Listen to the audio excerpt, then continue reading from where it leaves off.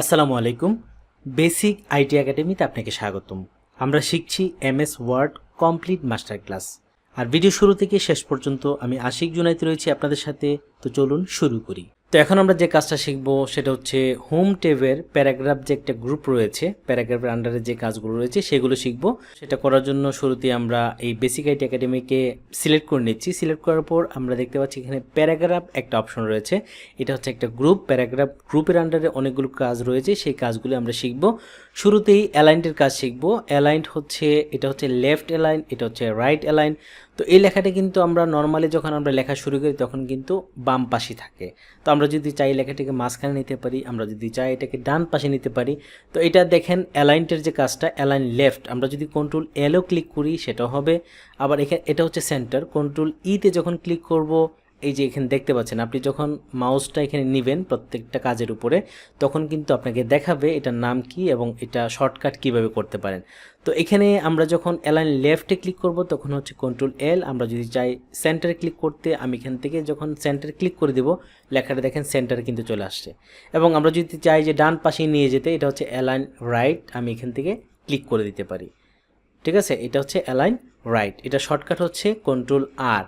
তো আমি যদি আবার এটাকে একদম বাম পাশে নিয়ে আসতে চাই অ্যালাইন লেফটে, আমি যদি কন্ট্রোল এল এ ক্লিক করে দেই দেখেন লেখাটা কিন্তু একদম বাম পাশে চলে আসছে।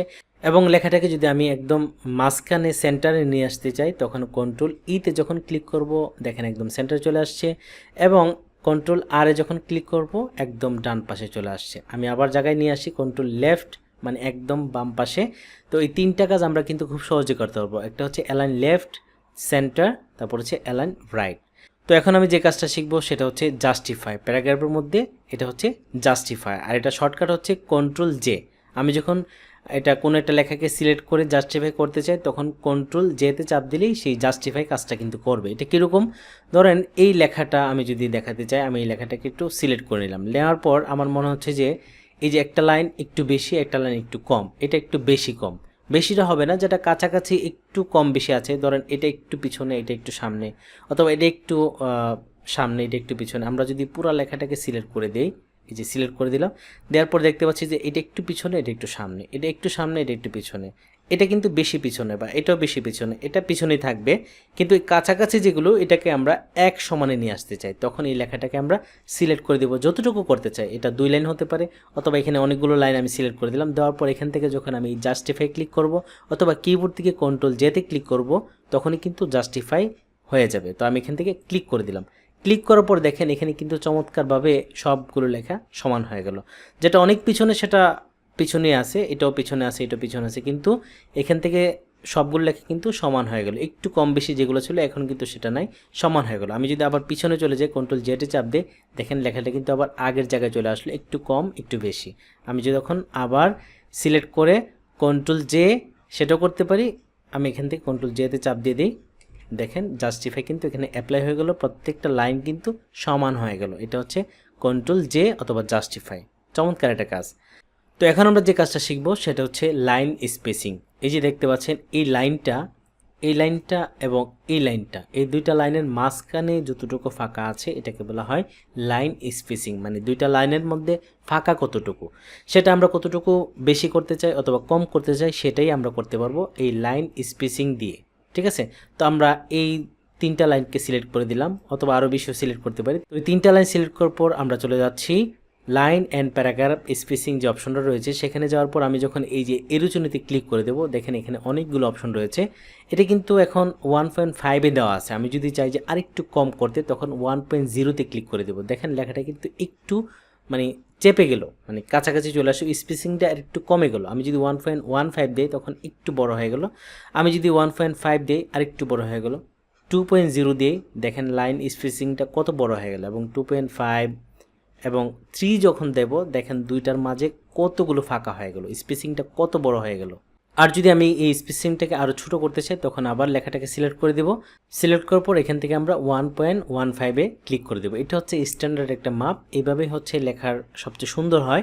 আপনি চাইলে এটাকে কম বেশি করতে পারেন, আপনার ইচ্ছে অনুযায়ী আরও কমাতে পারেন। এটা যতটুকু আছে আপনি যদি চান এখান থেকে আমি আরও কমাবো সেটাও করতে পারেন।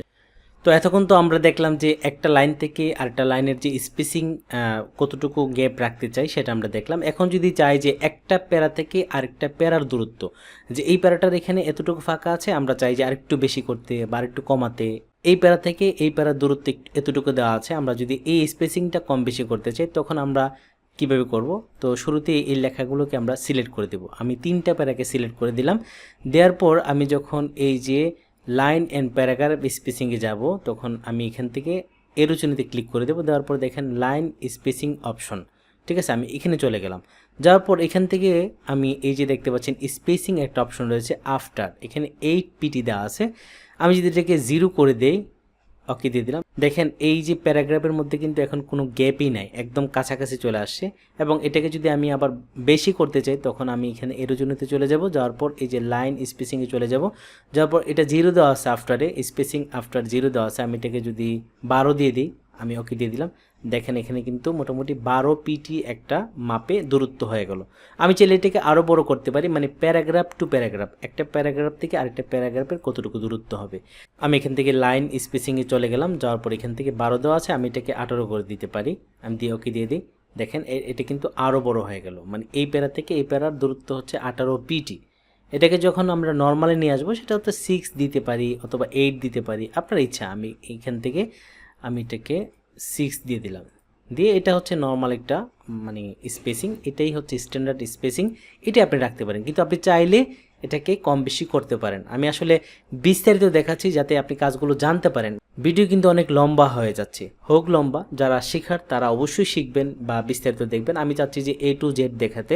আমি যদি শর্টকাট করে একটু একটু দেখাই আপনি কিন্তু বিস্তারিত জানতে পারবেন না। যেহেতু এটা মাস্টার ক্লাস, তো এখানে কিন্তু বিস্তারিত থাকবে এবং ভিডিও লম্বা হবে, তারপরে আপনাকে দেখতে হবে। যদি আপনি শিখতে চান বা MS ওয়ার্ডের বস হতে চান তাহলে কিন্তু আপনাকে বিস্তারিতই জানতে হবে। তো এখন আমরা যে কাজটা শিখবো সেটা হচ্ছে প্যারাগ্রাফের শেডিং। এটা হচ্ছে শেডিং। আমরা যদি কোনো একটা লাইন, কোনো একটা প্যারাগ্রাফ পুরোটার মধ্যে অথবা কয়েকটা লাইনের মধ্যে প্যারাগ্রাফের যে শেডিং সেটা কিন্তু দিতে পারি। তা আমি চাইলে এখান থেকে যতটুকু দিতে চাই ততটুকু সিলেক্ট করে দেব। তো আমি চাইলে এই পুরো লেখাটাকেও সিলেক্ট করে দিতে পারি, আবার কয়েকটা লাইনে সিলেক্ট করতে পারি। সিলেক্ট করার পর আমি এরোজনেতে চলে যাব।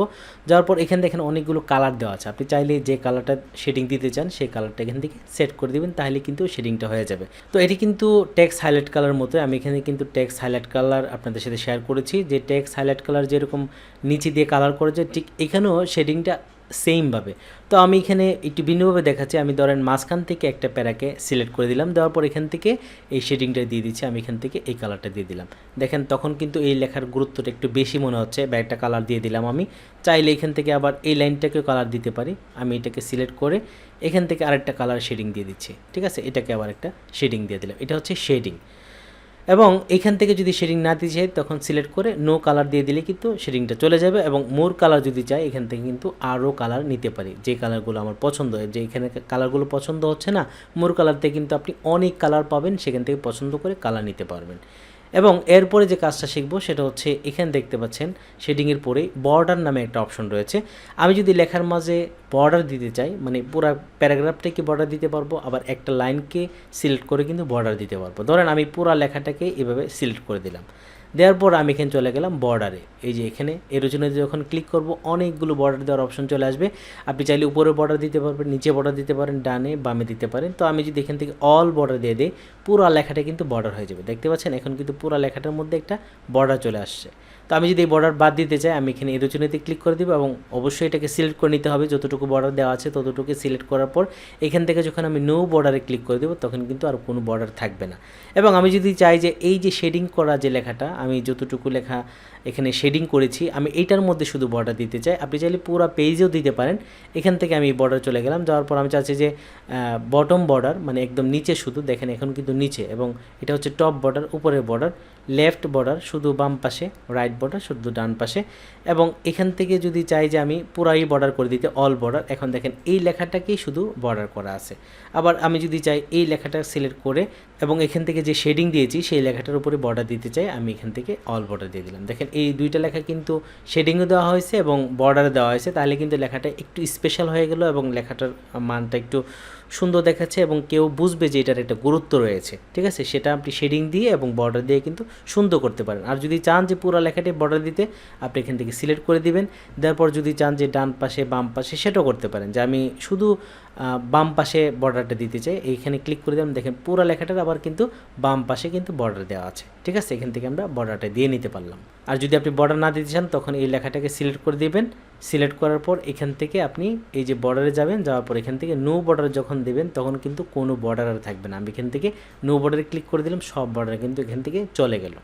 তো এখন আমরা যে কাজটা শিখবো সেটা হচ্ছে প্যারাগ্রাফের মধ্যে বুলেটস। এই যে দেখতে পাচ্ছেন এখানে আমরা যখন এটার উপরে ক্লিক করব, তখনই কিন্তু বুলেটস দেখাবে। তো বুলেটস ইফেক্টটা দেওয়ার জন্য আমরা প্রথমেই এই লেখাটা কীভাবে সিলেক্ট করে দিলাম, মানে এই লেখাটার সামনে যদি কোনো একটা সিম্বল আপনি বসাতে চান, এরকম ছোট ছোট লেখার সামনে যদি আপনি সিম্বল বসান, তখন কিন্তু লেখাটা আরও অসাধারণ লাগবে। তো আমি এই লেখাটাকে সিলেক্ট করে দিলাম, দেওয়ার পর আমি এখানে বুলেটসে চলে গেলাম। আমি যখন এরোজনেতে ক্লিক করে দেবো, তখন দেখেন এখানে অনেকগুলো বুলেটস রয়েছে। আমি চাইলে এই বুলেটসগুলো ইউজ করতে পারি। আমি এটা ইউজ করতে পারি, এটা ইউজ করতে পারি, এটা এটা এটা এটা এটা এটা, ঠিক আছে। যেটা আপনার ভালো লাগে সেটা ইউজ করতে পারেন। আমি এখানে ক্লিক করে দিলাম, দেখেন এই বুলেটসটা কিন্তু এখানে ইউজ হয়ে গেল। এবং আমি যদি চাই যে এই বুলেটস আমার পছন্দ না, আমার আরও অনেক বেশি সুন্দর সুন্দর বুলেটস দরকার, সেই বুলেটসগুলো আপনি কীভাবে খুঁজে নেবেন সেটা করার জন্য আমি এখানে এরোজনেতে চলে যাব। এখানে যেগুলো আছে এগুলো যদি আপনার পছন্দ না হয়, আর যদি হয় তাহলে তো এখান থেকে দিয়ে দিলেন, যদি না হয় তখন আপনি এখান থেকে ডিফাইন নিউ বুলেটস এখানে ক্লিক করে দেবেন। দেওয়ার পরে যে সিম্বল দেওয়া আছে, আপনি এখান থেকে এই সিম্বলে ক্লিক করে দেবেন। এখানে ক্লিক করার সাথে সাথে দেখেন অনেক ধরনের বুলেটস আপনি এখান থেকে খুঁজে পাবেন। এখানে যখন আপনি উপর নিচ করবেন, প্রত্যেকটা ফন্টের আন্ডারে অনেকগুলো বুলেটস থাকে। তো আমরা এখানে ক্লিক করে করে কিন্তু চেঞ্জ করে করে দেখতে পারবো কোনটার মধ্যে কী ধরনের বুলেটস রয়েছে আপনি। এবং এখান থেকে কিন্তু আমি সার্চ করেও আমার পছন্দের সিম্বলগুলো খুঁজে নিতে পারি। আপনি এখান থেকে আগে পছন্দ করে নেবেন কোন সিম্বলগুলো আপনার পছন্দ হয়, এরকম এরকম করে পছন্দ করে নেবেন। যদি মনে রাখতে পারেন, তখন এইভাবে লিখে সার্চ করে দিবেন। সার্চ করে যখন দেবো, আমি এখান থেকে যখন ইন্টারে চাপ দিব, দেখেন এই ধরনের সিম্বল কিন্তু আমার সামনে চলে আসবে। এখন এই যে এই টাইপের সিম্বলগুলো কিন্তু আপনি এখান থেকে নিতে পারবো, ঠিক আছে। আমি যদি একটু উপর নিচ করি, তাহলে কিন্তু আপনি সুন্দর সুন্দর সিম্বল এখান থেকে দেখতে পারবেন। তো আমি যদি এখান থেকে ধরেন এই সিম্বলটা দিতে পারি, অথবা একটু উপর নিচ করে আপনি সবগুলো পছন্দ করে করে দিতে পারেন। আমি ওকে দিয়ে দিলাম। এখন যদি ওকে দিয়ে দিই, দেখেন এখানে সামনে কিন্তু আমার পছন্দ অনুযায়ী যে সিম্বল সেটা কিন্তু চলে আসছে। তো আশা করি এখান থেকে এই সিম্বলগুলো আপনি পরিবর্তন করে অথবা ডিফাইন নিউ বুলেটস সেটাও কিন্তু খুঁজে নিতে পারেন সিম্বল থেকে।